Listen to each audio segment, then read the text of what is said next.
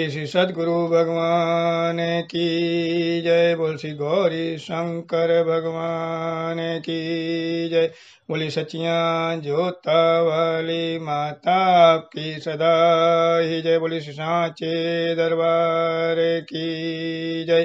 बोल श्री गणपति महाराज की जय। बोल श्री लक्ष्मी नारायण भगवान की जय। शांताकारं भुजगशयनं पद्मनाभं सुरेशं विश्वधारं गगनसदृशं मेघवर्णं शुभांगं लक्ष्मीकान्तं कमलनयनं योगिविधर्यनगमयं वन्दे विष्णुं भवहरं सर्वलोकैकनाथं। बोले श्री लक्ष्मी नारायण भगवान की जय। अश्री देव प्रबोधिनी एकादशी महात्म्य कथा। एक बार श्री ब्रह्मा जी से श्री नारद जी ने पूछा कि हे पिता, देव प्रबोधिनी एकादशी के व्रत का विस्तार से वर्णन कीजिए। ब्रह्मा जी बोले कि हे पुत्र, भगवान आषाढ़ मास की शुक्ल पक्ष की एकादशी को शयन पर जाते हैं और 4 मास शयन करते हैं, जिसे चातुर्मास कहते हैं। उसके उपरांत कार्तिक मास की शुक्ल पक्ष की एकादशी को भगवान जाग जाते हैं, जिस कारण से इस एकादशी को देव प्रबोधिनी एकादशी, हरि प्रबोधिनी एकादशी, देव उत्थानी एकादशी आदि नामों से पुकारा जाता है। 4 मास की निद्रा के उपरांत भगवान जागते हैं और ये भगवान का जागना संपूर्ण सृष्टि के लिए और भक्तगणों के लिए बहुत ही वरदायक होता है। हे पुत्र, यह एकादशी बहुत ही पवित्र और महान है। जिस वस्तु का त्रिलोक में मिलना दुष्कर है, वह वस्तु भी कार्तिक मास के शुक्ल पक्ष की प्रबोधिनी एकादशी के व्रत से मिल जाती है। इस व्रत के प्रभाव से पूर्व जन्म के किए हुए अनेक बुरे कर्म क्षण भर में नष्ट हो जाते हैं। हे पुत्र, जो मनुष्य श्रद्धा पूर्वक इस दिन थोड़ा भी पुण्य करते हैं, उनका वह पुण्य पर्वत के समान अटल हो जाता है। उनके पितृ विष्णुलोक में जाते हैं।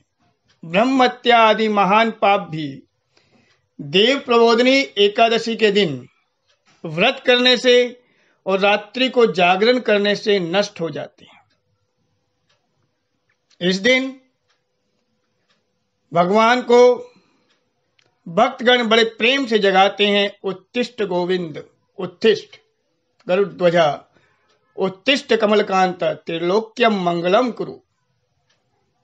कि हे गोविंद, उठिए और उठकर त्रिलोकों में मंगल कीजिए।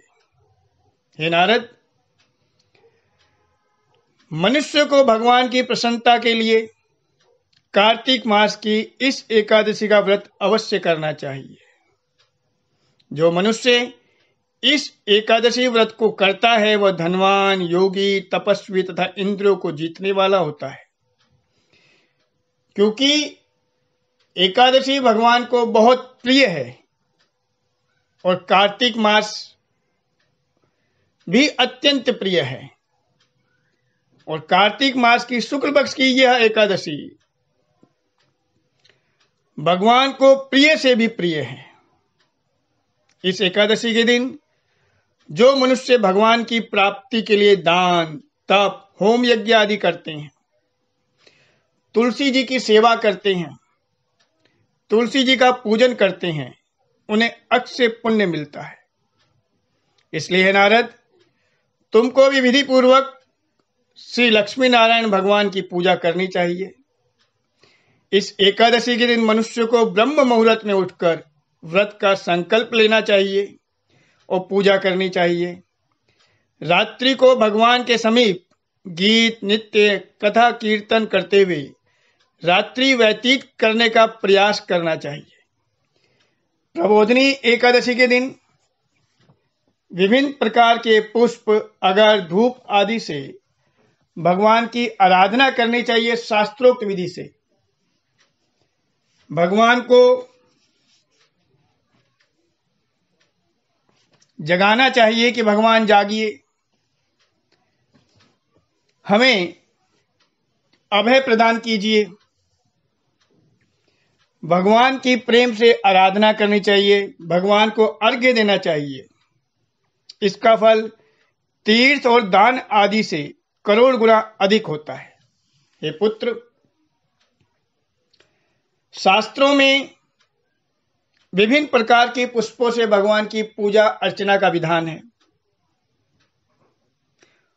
उन विभिन्न पुष्पों से भगवान की पूजा अर्चना करनी चाहिए जो गुलाब के पुष्प से, बकुल और अशोक के फूलों से, सफेद और लाल कनेर के फूलों से, ध्रुवादल से, समीपत्र से, चंपक पुष्प से भगवान विष्णु की पूजा करते हैं, वे आवागमन के चक्र से छूट जाते हैं।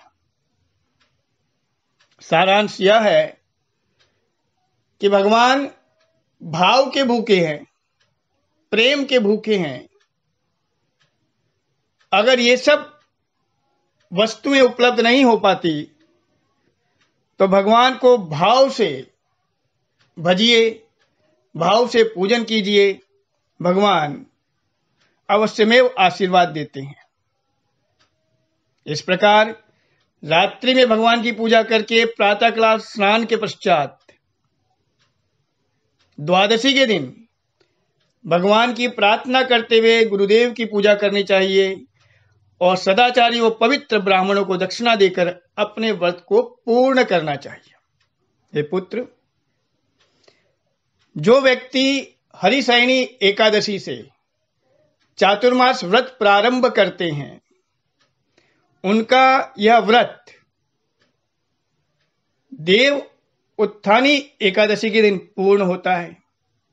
और इस 4 मास में जो व्यक्ति जिन जिन वस्तुओं को त्यागने का संकल्प करते हैं, उन वस्तुओं को विद्वान ब्राह्मण को उस व्यक्ति द्वारा दान किया जाना चाहिए। जैसे जो फल का त्याग करते हैं वो फल का दान करें। जो व्यक्ति पूरे चातुर्मास भूमि पर शयन करते हैं वो शैया का दान करें। इस प्रकार सामर्थ्य अनुसार दान अवश्य करना चाहिए और दान करने के उपरांत उस वस्तु का पुनः ग्रहण करना चाहिए। जैसे जो भूमि पर शयन करने का व्रत लेते हैं, शैया दान करें, उसके बाद फिर शैया पर शयन करना प्रारंभ कर दें। जिन्होंने फल का त्याग करा वो फल का दान करें और पुनः फलों को खाना प्रारंभ कर दें। इस प्रकार अपने इस व्रत के नियम को पूर्ण करना चाहिए। इस एकादशी से भीष्म पंचक नामक व्रत भी प्रारंभ होता है जो 5 दिन तक चलता है। इन 5 दिनों में तुलसी जी के सम्मुख दीपदान अवश्यमेव करना चाहिए। जो व्यक्ति पूरे कार्तिक मास तुलसा जी के सम्मुख दीपदान नहीं कर पाता, वो व्यक्ति अगर इन 5 दिनों में भी तुलसा जी के सम्मुख दीपदान करे तो उसे पूरे कार्तिक मास में दीपदान करने का पुण्य प्राप्त होता है। सारांश यह है पुत्र कि येन केन किसी भी प्रकार व्यक्ति धर्म के कार्य में लगे, विधि पूर्वक भगवान का पूजन अर्चन करे, भाव से भगवान का पूजन अर्चन करे। हे पुत्र, जो व्यक्ति बहुत श्रद्धा से और बहुत विश्वास से देव प्रबोधिनी एकादशी के दिन विधि पूर्वक व्रत करते हैं, उन्हें अनंत सुख मिलता है और अंत में वो स्वर्ग को जाते हैं। इस प्रकार से देव प्रबोधिनी एकादशी व्रत कथा संपूर्ण। बोले श्री लक्ष्मी नारायण भगवान की जय। हरि ओम। श्री आह्वानम न जानामि विसर्जनम पूजां चैव न जानामि संहितां परमेश्वर मंत्रहीनं क्रियाहीनं भक्तिहीनं सुरेश्वर यत्पूजितं मया देव परिपूर्णं तदस्तु मे। जय जय श्री राधे, जय जय श्री राधे, जय जय श्री राधे श्याम। बोले जुगल जोड़ी सरकार की जय। आज के आनंद की जय। श्री विष्णवे नमः, श्री विष्णवे नमः, श्री विष्णवे नमः, श्री हरे नमः, श्री हरे नमः, श्री हरे नमः। बहुत बहुत आभार।